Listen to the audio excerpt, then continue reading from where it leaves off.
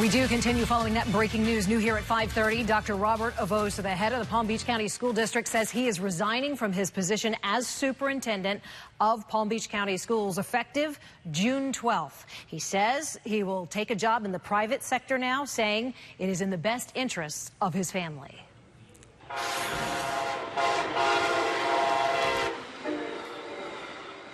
The mayor of Delray Beach says no to quiet zones. He actually wants Brightline trains to continue blowing their horns as they whip through his town. News Channel 5's Miranda Christian explains the mayor's unpopular position. Mayor Kerry Glickstein says quiet zones are a bad idea. I think people need to adjust to the speed and frequency of those trains. That's why he is against the city applying for quiet zones. It's jarring in terms of just kind of this major change through our city. I think people need some time to adjust to it. And if I had to err on the side of public safety over excessive noise, I think we need to that direction. Such a big noise polluter that it just feels like it takes up your whole system. C. Aberle says the mayor is absolutely wrong. She lives a few blocks away from the Brightline train tracks and is tired of the horns. I didn't sign up for this, and there are solutions to this. She wants those quiet zones as soon as possible. The city has already upgraded railroad crossings, but when you have so many people around, the mayor says the horn needs to stay. Well, I think we do want to eliminate the noise, but that's not at the expense of public safety. That was Miranda Christian reporting for us tonight. The mayor says that eventually he thinks the city could apply for a quiet zone. Tomorrow, commissioners will discuss their safety improvements and whether they should apply for those quiet zones. Absolutely gorgeous start to the week. Sunshine out there today. Temperatures cooling off into the 60s and 50s as we get into the evening. You can see the clouds streaming in from the Gulf of Mexico and working into South Florida. We'll see a little cloud cover as we start the evening, but we'll cool off eventually. Another 5 to 10 degrees for your overnight lows. The coolest weather will be back around the lake, and that's late overnight, 54 overnight around Belglade. And we're looking at mid-60s along the coastline in Palm Beach County. The Treasure Coast, a little cooler, mid and high 50s, just about everywhere. Those are late nights, so just before sunrise. Here's the hour-by-hour forecast. Don't need the umbrella. You might want an extra layer just in case. It will get chilly after about 10 o'clock tonight. Full forecast through the week and into the weekend coming up. 3 times in a span of just 1 month, we've shown you these. Vicious videos of students attacking students while others record it. It's happening all across our area, from Stewart to Wellington to Boca Raton. Just last week, we told you about a Port St. Lucie girl who wanted to kill herself because of bullying. The numbers are truly staggering. As many as 1 in 4 students between 6th and 12th grade are victims of bullying. Most of them never say a word about it. But the push is on tonight by a local filmmaker to change that. News Channel 5's Jason Hackett joining us with that story. Jason? Yeah, Shannon, Alcee Walker's latest film is based on the real story of Amy Joyner, a Delaware teen who was bullied to death back in 2016. He brought that film directly to students today, urging them to speak up about bullying. Have you ever been bullied before? Yes. Unfortunately, the stories all sound the same. I've been bullied my life throughout 4th, 5th, and 6th grade. In 5th grade, I was bullied because of my hair. It makes me feel unsure about myself. Alcee Walker says it's proof that bullying isn't just a problem, it's an epidemic. We want to deal with this head on. You know, we don't want to compromise anything. His film Child Support does just that. We followed the award-winning local filmmaker as he shot the movie in Palm Beach County in 2016. Take 1. Since then, he's gained approval from school districts across the country to show the movie as a teaching tool. Good morning, nice to meet you. His first screening, JFK Middle School in Riviera Beach, a place with a special connection. I went to this school. You did? I did. Alcee says the film is raw and real, ending with a girl being bullied to death. I almost cried at the end. Rough, real, but it also resonated with the kids at JFK. Bad things happen when you keep bullying people. Like, people take it too far. Tell an adult or someone over 18 or older if you're having problems. Alcee is hoping it shows students they don't have to stay silent. I want kids to know that, you know, that we're here for them as adults. You know what I mean? They don't have to hold it all in, because I think that's what a lot of these kids do. If they can take that from my film, I think I've done a good job. Well, the film has been shown at schools in Detroit, New York, and Maryland, among other cities. In addition to more schools right here in Palm Beach County, he's also traveling to North Carolina, Delaware, and Boston to show his film to students. Jason Hackett, WPTV News Channel 5. I'm Kelly Dunn at the live desk following an active hostage situation in Miami. Police put 2 schools on lockdown out of precaution. A woman said she was robbed and that about 12 people were being held hostage inside Joseph Club by management. Miami Beach PD tweet says that the SWAT team has breached the door of the building and a negotiation team is working to make contact with those inside. Jay? Kelly, thank you. Right now, the FBI is investigating 3 bank robberies that happened Friday. On your screen right now are pictures of all 3 suspects. The first 2 robberies happened in Fort Lauderdale 90 minutes apart. The third was in Hialeah. The suspect in the middle here is believed to be connected to another Hialeah bank robbery in each case. The robber entered the bank and demanded cash from a teller. 2 Fort Walton Beach parents, they face several charges tonight, including fraud and child abuse for convincing their 13-year-old son that he was dying of brain cancer. It wasn't true. It was all an effort to collect fundraising donations. Now, GoFundMe says it will be issuing refunds to anybody who donated to this family. The couple is also banned from using the crowdfunding site. Super Bowl MVP Nick Foles is in the Sunshine State. He celebrated with a parade at Disney's Magic Kingdom today. Foles threw for more than 350 yards and 4 touchdowns in the win over the New England Patriots last night. And he still has one more parade to be a part of. That is the team celebration in Philadelphia on Thursday. And after that, I'm quite certain more sleep is in order for him. Maybe just a little. That's going to be quite a party in Philly for sure.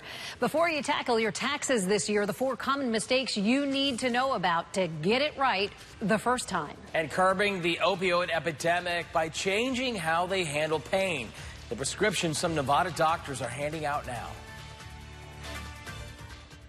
This is News Channel 5 at 5:30. Thanks for making WPTV your #1 most trusted news source. Right now, one Nevada hospital is tackling the opioid epidemic using a unique alternative to pain management. Instead of prescribing painkillers, doctors there are handing out prescriptions for essential oils. They're putting up diffusers, offering essential oils after surgery, and even they have soft music playing. Doctors will still prescribe pain medication if necessary. The First Lady also focusing on the opioid crisis. The President and First Lady are both in Cincinnati today. While the President focused on the economy, Melania Trump visited a children's hospital for a briefing on the opioid crisis, listening in with teenage girls. Small mistakes can have huge consequences when you make them on your tax return. Your refund could be delayed, or you may end up even being audited. The 4 most common tax return mistakes are wrongful Social Security numbers, wrong filing status, misspelled names, and just entering wrong numbers in general. Now you know, so you can be sure to double check, even triple check, so we get it all right. So crack open a cold one, all of you student debt holders out there. Natty Light wants to help grads pay off their student loans. The beer brand, often known as the cheap choice for college kids, is holding a contest right now to give away $1 million to help 25 lucky drinkers pay off their student debt. It was a message one man hoped the president would see what he wants done to make guardrails safer for you. And coming up tonight at 6, the very latest on the surprising resignation of the Palm Beach County School Superintendent. Rain-free and mild across South Florida. Some clouds coming in, but no rain on the radar. Not expecting any tonight. Our rain chances do bump up a little bit. I'll have your forecast through the week coming up. You may have been watching Super Bowl Sunday. An ad paid for by a grieving father aired. This after his daughter was killed, pierced by a guardrail during a tragic accident in Tennessee. The topic of guardrail safety is one the Contact 5 investigators has been following for years. What you're watching is a series of crash tests for guardrails. Those metal beams running along so many Florida roadways are supposed to save lives. But if they're installed or made improperly, some believe they could also kill you. We're finding that in many of these accidents, these guardrails are failing, and they are, instead of absorbing the energy, and collapsing like a house of cards as they're supposed to in terms of their design, is that they are getting locked up and hinged so that it's really locked. Case, the Tennessee man who took out that 30-second ad on WPTV during Super Bowl Sunday. President Trump. Eimers told News Channel 5 he was hoping President Trump would be watching the game on our local NBC affiliate while staying at Mar-a-Lago and hear his story. We were left to pick up pieces. Eimers claims a guardrail device, the X-Lite, manufactured by a Nebraska-based company called Lindsay, malfunctioned, pierced his daughter's car, and killed her. Eimers and his attorney say there are other victims. These are accidents that don't have good outcomes and that lead to just horrific, catastrophic injuries. Horrible, horrible results. The ultimate failure mechanism of the X-Lite is very similar to the Trinity in that it is failing to collapse and or absorb the energy. And instead of doing that, it becomes essentially a firm, stiff spear. Several years ago, the Contact 5 investigators started looking into similar claims about another guardrail head made by another company called Trinity. The point of impact will be right here on the head. We met up with Dave Ritchie. Back then, he co-owned Southeast Guardrails. So the car hits the end. Yep. And the steel beam is supposed to roll up like a tin can. Like a tin can. Absolutely. And go away from the vehicle. Go away from the vehicle. Ritchie was one of the biggest guardrail installers in the country. How often do those pierce into the cabin of a vehicle? I've never seen it happen in my 20 years. Is it supposed to do that? Into the cab of a vehicle? Should it pierce into the cabin of a vehicle? Never. But it's definitely not supposed to pierce through your car. Definitely not. Howard Webb is a 30-year-plus veteran at Florida's Department of Transportation. When we talked to him 4 years ago, he couldn't remember a guardrail penetrating a car. But back then, he and Ritchie both admitted they had never heard about this. Or this. In 2010, a guardrail punctured the floorboard of this truck near Lakeland, Florida. This is razor sharp. The guardrail sliced through the 18-year-old passenger's leg.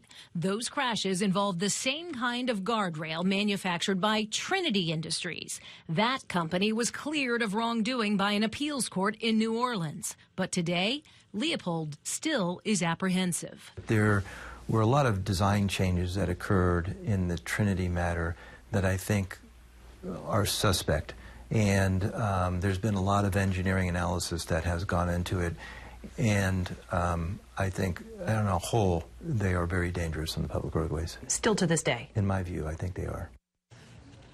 Now, officials with Trinity disagree, pointing to that ruling from the U.S. Court of Appeals, the Fifth Circuit, and they claim that their product has been proven safe in a number of federal crash tests. As for that other company under scrutiny in the Super Bowl ad, officials with the Lindsay Corporation have not returned our phone calls. We have learned, though, that 10 states across the country have removed the Lindsay product from their roadways. Florida is not one of them. I'm Kelly Dunn at the live desk with a warning from police across the country, including from the Polk County Sheriff's Office, about a Facebook post that you might have seen. It shows a sex crime involving a child. Many people have shared it, hoping to get some justice, but police are asking you, and sheriff's deputies are asking you, don't share it.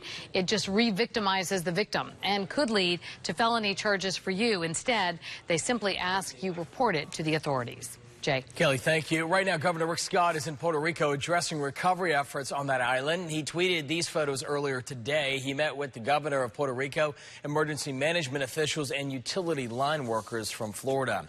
One of the highest-ranking members of President Donald Trump's White House plans to stop in the Sunshine State later this week. On Wednesday, Attorney General Jeff Sessions will visit Tampa to discuss ongoing efforts to fight drug trafficking and end the opioid crisis. It is billed as the world's most powerful rocket, and tomorrow the highly anticipated Falcon Heavy rocket will be blasting off from Cape Canaveral. It's been 7 years in the making for SpaceX. Launch is set for around 1:30. On board this rocket, SpaceX founder Elon Musk's Red Roadster. He posted a photo of it on Instagram showing a dummy in the driver's seat. If the launch is successful, the car will pass by Mars. Tickets have been going for weeks right now. It's a hot show, and the weather, of course, is the big factor. Steve, what's it going to look like tomorrow? It looks pretty good, actually. We should be able to see it here in South Florida, too. Awesome. Clear sky tomorrow afternoon. Not much of a wind. No rain in the forecast. Pretty good viewing. 1:30 in the afternoon. Twice as large as any rocket that's ever lifted off from the Cape. So it'll be impressive. All right, we have a beautiful evening. Notice the blue sky is starting to pop up here and there, too. The high clouds streaming through. A little bit of the false returns coming up way down around the Everglades. And temperatures are in the 70s still across Palm Beach County. Treasure Coast starting to fall into the 60s as the sun gets lower in the sky, and we'll see another beautiful night. No rain in the forecast tonight, and just kind of a little cool breeze coming in off the ocean, light northeast wind. 52 in Okeechobee, and we're mid-50s on the coast. Late overnight. We're talking 4 to 6, maybe 7 in the morning. So partly to mostly cloudy to start, and then a clearing sky. I'm already starting to see a little blue sky around. And that trend just continues into Tuesday. Beautiful. There's 9 in the morning. Great commute weather. No issues there. 7:30, still very quiet. High pressure just off the coast, bringing us some nice weather. Wednesday, perhaps a few morning clouds. But otherwise partly sunny, and another dry day for Wednesday. Warming up each day, though. We hit 80 by Thursday. Another little weak front comes in Friday morning. Then we drop a degree or two, and then we're back up to 80 by Saturday again. Here's the timing. So that high is bringing us the fair weather through most of this week. Here comes our next front. It takes our run into North Florida on Thursday. That's Thursday afternoon, midday. And then by Friday morning, it's to the south. But this one, much like the one that rolled through this morning, would drop a couple of degrees, but not very much. Yesterday we were 80. Today we got up to about 76. East winds for boaters tomorrow and beachgoers looking pretty good. Lots of sunshine, sees about 2 to 4. So a little choppy at times. 65 overnight, some 50s inland around the lake. Fair, mild, and beautiful. 78 tomorrow after warming up. We warm up about 10 to 15 degrees from the temperatures in the morning for the commute, and it's warm and kind of humid getting into Thursday. Friday, a little bit of a cool spell coming in, and then it doesn't last long. The weekend looking nice too. Low rain chances this week, lots of sunshine, great outdoor weather right into the weekend. Steve, thank you. If you are watching us by cable or through a satellite TV box, there's a warning for you. We'll show you so you don't waste your money. Plus, tonight, we're seeing for the first time what a neighbor and a deputy did when they were confronted with a face-biting killer.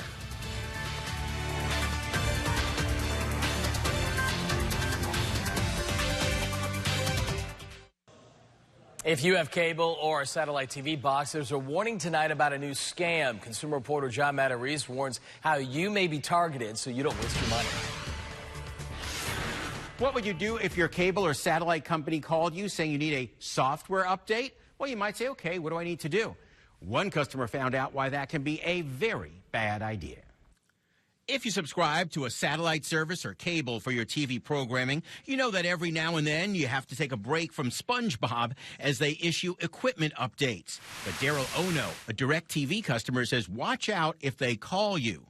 We're going through this business of, well, we're changing satellites. We're going to need to change the software in your devices. Daryl, who always tries to stay current with tech, said, sure, what do you need to do the update? You gave them some information? Yep. PIN number, last 4 digits, Social Security number.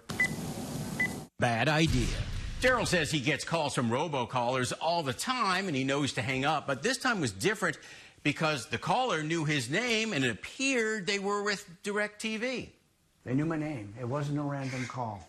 And they had my old home address. But after he gave his personal info, Daryl got nervous. What was the first clue something was wrong? The first clue that something wasn't right was he started referring to it as Dish instead of Direct. I corrected him and he said, oh, yeah. Daryl hung up. He then contacted DirecTV where a rep told him he was scammed. So don't let this happen to you. Satellite and cable providers will never call you to confirm account numbers and socials. If you accidentally give your social, contact the credit bureaus and put a fraud alert on your account. Careful. You got to be careful. With most service providers and smart TV, software updates are automatic. You may have to click a button, but you should never have to give account info over the phone, so don't waste your money. I'm John Matarese, WPTV News Channel 5. Now from WPTV, this is